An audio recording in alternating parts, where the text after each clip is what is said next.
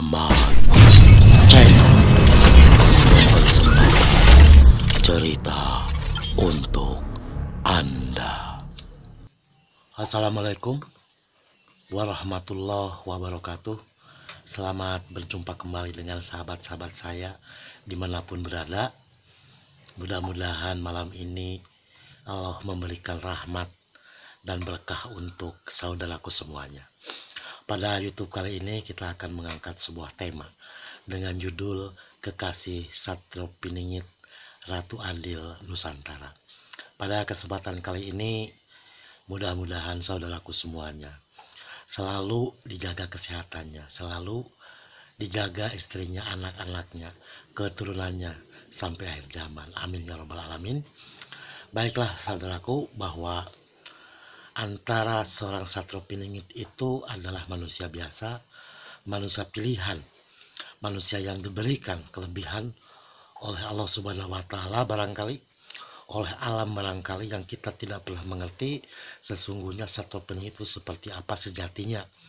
Wajahnya, sifat-sifatnya secara khusus kita tidak mengetahuinya, akan tetapi dari berbagai literatur, dari berbagai bisikan, dari berbagai petunjuk-petunjuk yang diyakini mendekati sebuah kebenaran bahwa kecintaan atau kekasih daripada Satrio Piningit itu ada 5. Yang umumnya mudah-mudahan bermanfaat bagi kita semua agar alam tidak murka di akhir zaman, agar kita tidak secepatnya dimusnahkan oleh alam selama 34 tahun ke depan. Yang pertama adalah Allah Subhanahu wa Ta'ala. Dialah merupakan kekasih Satrio Piningit, atau orang yang paling dicintai oleh Satrio Piningit adalah yang pertama Allah Subhanahu wa Ta'ala, atau sang pencipta atau sang holik. Setiap saat dan waktu seorang Satrio Piningit itu berzikir tanpa henti. Salatnya begitu khusyuk, begitu pula salat sunnah. Puasanya tidak pernah ditinggalkan sekalipun, itu puasa sunnah, puasa Senin dan Kamis misalnya tidak pernah ditinggalkan. Berbeda dengan kita zaman sekarang, zaman modern.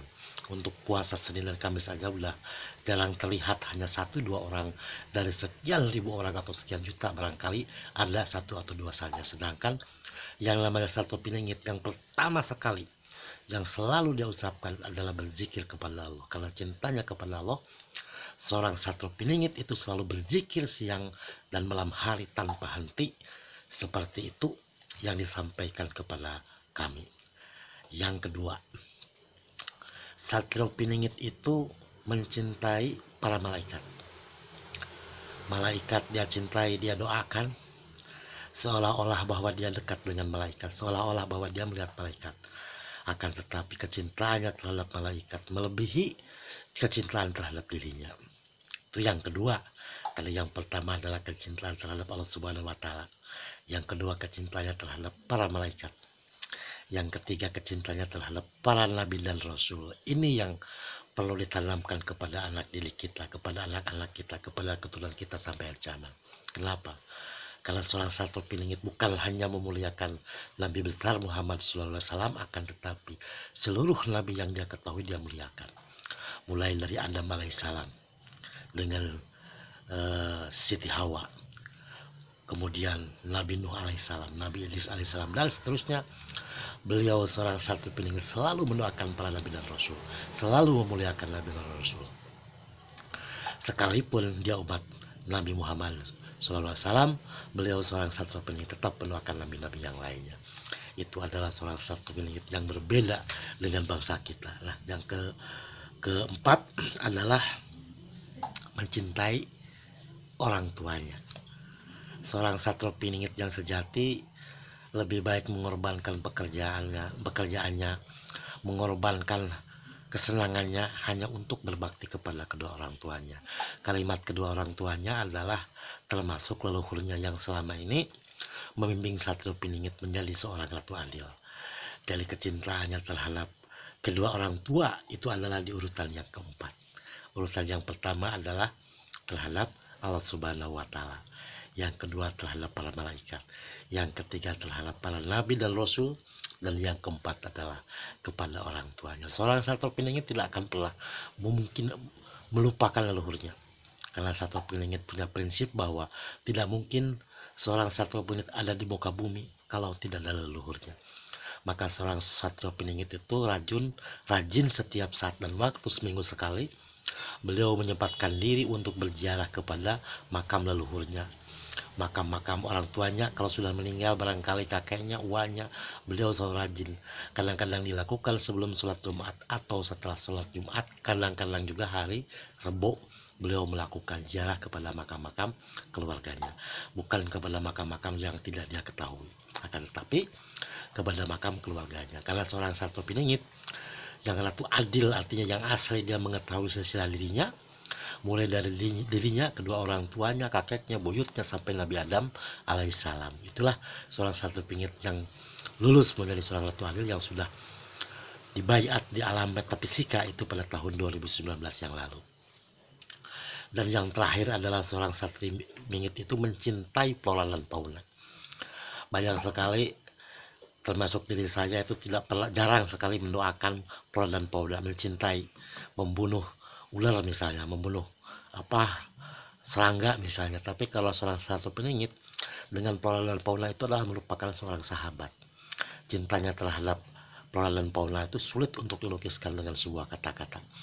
Seorang satrio piningit di dalam doanya adalah menyertakan kalimatnya memuliakan flora dan fauna.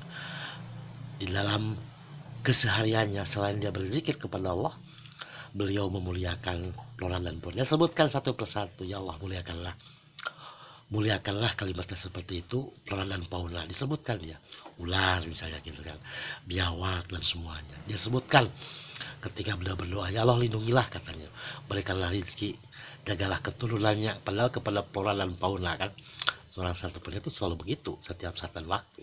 Berbeda dengan diri kita, lebih sibukkan YouTube, lebih sibukkan main HP, main game kan, lebih sibuk bercengkrama dengan dengan sesama, ngobrol. Tapi seorang satrio piningit bukan tidak pernah melakukan seperti itu, tapi beliau selalu bersujud kepada Allah.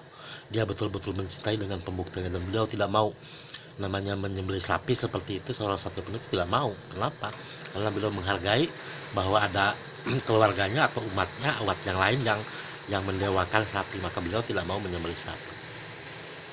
Bukan berarti haram, enggak, tapi dia tidak mau karena menghormati leluhurnya, kalimatnya. Karena leluhurnya dari seorang satrio piningit ada yang beragama Buddha atau Hindu. Nah seperti itu saudaraku, maka pantaslah kalau seorang satrio piningit kelak akan muncul dari negara kesatuan Republik Indonesia.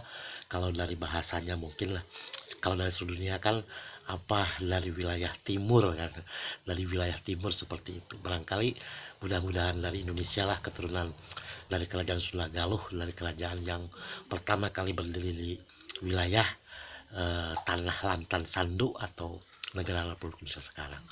Saudaraku, betapa hebatnya seorang satrio piningit sampai dia mencintai itu lengkap. Mencintai terhadap flora dan fauna, mencintai mulai dari pertama dia doakan, dia muliakan Allah, dia muliakan para malaikatnya, dia muliakan para nabi dan rasul, tidak memihak satupun. Kemudian memuliakan kedua orang tuanya termasuk leluhur, dan yang terakhir memuliakan flora dan fauna. Pencinta binatang kalimatnya seperti itu. Seorang satrio piningit itu tidak pernah memelihara burung di rumahnya. Kalau memang burung itu terbang bebas, beliau tidak pernah memelihara burung, jadi tidak mau. Tapi dia sering memberikan makanan kepada burung-burung liar atau kepada merpati, barangkali seperti itu yang selalu saya tahu bahwa seorang satrio piningit betul-betul sangat mencintai flora dan fauna. Nah saudaraku, mudah-mudahan dengan kecintaan seorang satrio piningit terhadap seluruhnya tanpa terkecuali, bahkan seorang satrio piningit itu adalah mendoakan para jin, para din, para tin. Dia doakan. Yang tidak pernah mendoakan itu setan dan dajjal, tidak pernah didoakan oleh yang namanya satrio piningit. Satrio piningit itu di dalam sholat itu tidak pernah membaca surat Al-Alaq atau An-Nas. Kenapa? Karena itu kan di dalam ayat Al-Quran itu adalah hak Allah kan, untuk menghujat misalnya para jin atau din atau tin kan. Nah seorang satrio piningit dengan bangsa itu bersahabat sejak lama. Dia bisa berkomunikasi dengan alam biometafisika, dengan para jin, para din, para tin. Sedangkan kita paling mentok-mentok dengan bangsa jin, bisa berkomunikasi. Dengan alam jin kan tidak pernah bisa, alam din tidak pernah bisa, sulit untuk masuk alam itu. Hanya satrio piningit satu-satunya di dunia yang bisa berkomunikasi dengan jin, dengan din dan tin. Kalau kalau jin itu umum lah orang bisa berkomunikasi kan, orang-orang paranormal gitu kan, para ustadz barangkali bisa bisa berkomunikasi alam jin. Tetapi dengan alam jin tidak pernah saya melihat sahabat-sahabat saya bisa berkomunikasi dengan tin atau dengan din. Nah, kalau tin sendiri itu pendek saudaraku, paling sekitar 50 sentian ya, ada yang 30 senti. Nah, seperti jenglot ada yang 9 senti itu namanya tin. Jenglot itu tin sesungguhnya, bukan jin, bukan dukun yang yang ilmunya sakti, bukan, itu bangsa tin. Nah, kalau bangsa jin lebih tinggi lagi, kurus lebih tinggi lagi, paling tinggi 90 senti, kurus-kurus dia. Itu bangsa apa? Bangsa jin. Nah, mereka adakah di dalam kehidupan kita? Ada, cuma tidak terlihat oleh mata kita sendiri. Nah, makanya ketika seseorang tuh kesurupan itu ada mungkin di akhir zaman nanti yang sulit untuk disembuhkan, karena yang masuk ke dalam tubuh itu bukan kelasnya jin, tapi kelasnya tin, kelasnya din. Berbeda kalau kita bertamu ya ke alam tin gitu, ke alam din itu berbeda dengan alam jin. Kalau alam din itu seperti gravitasinya tuh nol. Ketika kita minum itu kan tertutup, gelas itu tertutup gitu, kayak boleh apa, eh, termos gitu. Ketika dibuka airnya akan terbang, sama nasi juga sama, dan makannya sama dengan kita, sama semua dengan kita. Nasi ya sama, makan nasi, akan tetapi nasinya tidak berbentuk seperti kita, bentuknya seperti nasi, seperti itu. Jadi berbeda alam, berbeda berbeda gravitasi, berbeda sekali dimensi. Itu namanya sebangsa tin dan din. Nah, Allah kan menciptakan, menghuni bumi itu kan yang pertama adalah din, bukan manusia. Yang kedua itu tin, yang ketiga itu jin, yang keempatnya baru manusia yang menghuni bumi. Jadi jangan salah saudaraku. Jadi betapa seorang Satrio Piningit itu luar biasa. Dia mengetahui alam biometafisika, dia mencintai seluruh alam tanpa terkecuali. Batuan dia doakan, lautan dia doakan, gunung dia doakan, hujan dia doakan. Itu sejak usia 7 tahun. Sudah dididik dan terlatih oleh kedua orang tuanya tanpa disadari. Orang tuanya tidak tahu bahwa anaknya itu seorang Satrio Piningit, nggak tahu. Akan tetapi seorang Satrio Piningit tahu bahwa sekarang itu jati diri adalah seorang Satrio Piningit. Seorang Ratu Adil tahu, dan dia akan mengelana kalimatnya ke Jakarta itu 8 tahun ke depan. Jelas seorang Satrio Piningit, bukan nanti 2024. 2024 itu bukan. Mau dibilang kata A, kata B, kata Z, ya saya bilang bukan. Nanti 8 tahun lagi. Itu adalah kemungkinan itu dari Jawa Barat. Lahir di Jawa Barat, orang tuanya Jawa Barat. Biasanya sih lah lahirnya Labu Pahing biasanya kan. Kalau keturunan raja-raja terdahulu kan Labu Pahing seperti itu. Itulah salah satu opininya. Dan seorang satu penyanyi ketika usia 14 tahun sudah bisa berkomunikasi dengan alam din, alam tin, tapi tidak pernah dibuktikan atau diperlihatkan kepada temannya, kepada orang tuanya, tidak pernah. Itu tidak pernah, karena itu merupakan sebuah pantangan. Sebelum usianya dewasa itu sangat sulit untuk membuktikan sebuah kebenaran kalimatnya kan. Kemampuan seorang satu itu sulit, tapi dia bisa menyembuhkan hanya beberapa detik, bukan menit, tanpa mantra, tanpa jampe-jampe, tanpa keris, tanpa batu ali. Saya bukan menghinakan. Akan tetapi salah satu beliau itu luar biasa, dan bukan orang Jawa, dan bukan orang Jawi, dan orang Jawa bukan, yang lulus itu bukan. Kalau satu itu banyak, orang Jawa banyak, orang Batak banyak, orang Medan itu banyak, orang Aceh juga banyak, yang agama Islam banyak, agama Kristen banyak, yang Buddha, Hindu juga banyak. Seorang Satrio Piningit, tapi yang lulus menjadi seorang Ratu Adil itu cuma satu, nggak ada duanya, cuma satu. Nah saudaraku, seperti itulah kecintaan seorang Satrio Piningit terhadap alam. Bahkan dia berdoa di sujud terakhir itu berdoa, ketika sholat wajib dia berdoa. Kalau kita kan berdoa itu ketika dalam keadaan susah ya, salah satu pun tidak kan sudah berdoa. Sholat subuh di sujud terakhir itu berdoa. Makanya paling lama sholat itu bersujud di sujud terakhir. Berbeda dengan kita, apalagi berjamaah sholat di masjid kan. Aneh nanti kalau imamnya aja udah berdiri gitu kan, udah tahiyat akhir gitu kan. Kemudian seseorang Satrio Piningit itu bisa bersujud di akhirnya bisa sampai 10 menit berdoa itu. Bisa 10 menit, bayangkan. Untuk wudhunya aja sampai 18 menit. Wudhunya nggak seperti saya. Seorang satria wedding itu tuh berwudunya tuh luar biasa. Sebelum berwudu beliau tuh harus mandi dulu. Nah, sebelum berwudu dia itu meraba kumis semuanya itu dengan bacaan sahadat untuk menghilangkan jin itu di kumis, misalnya di guratan ini, di seluruh mata ini kan banyak jin, ini banyak jin, banyak telinga banyak jin, banyak jin di mulut itu banyak jin sesungguhnya saudaraku. Dalam biometafisika itu jangan gegabah. Nah, kalau setan itu tidak berbentuk, setan itu di dalam pikiran kita, sama dengan dajjal. Makanya hanya satu-satunya barangkali di dunia yang mempunyai prinsipnya yang berbeda, seperti tentang kiamat kan di YouTube sebelumnya, bahwa hanya orang Sunda Galuh yang mengatakan kiamat masih lama, yang lainnya kan diem. Ada yang menyatakan bahwa kiamat semakin dekat.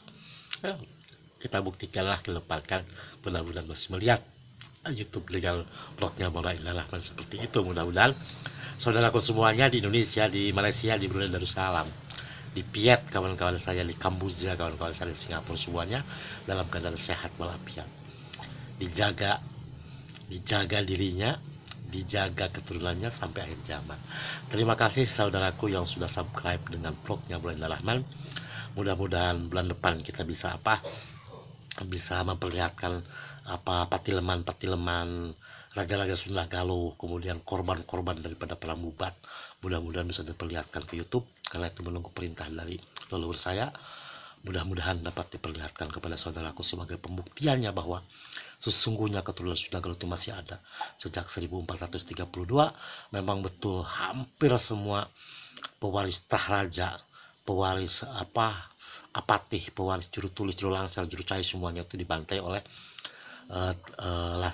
prajurit dari Gajah Mada yang dibawa dari NTT-NTB, dan tidak ada orang Jawa satupun yang ikut dalam pertempuran di perang Bubat. Dan akan kita angkat pula ke YouTube tentang perang Bubat, termasuk nama-namanya, korban-korbannya, termasuk makam-makam di mana akan kami jelaskan YouTube.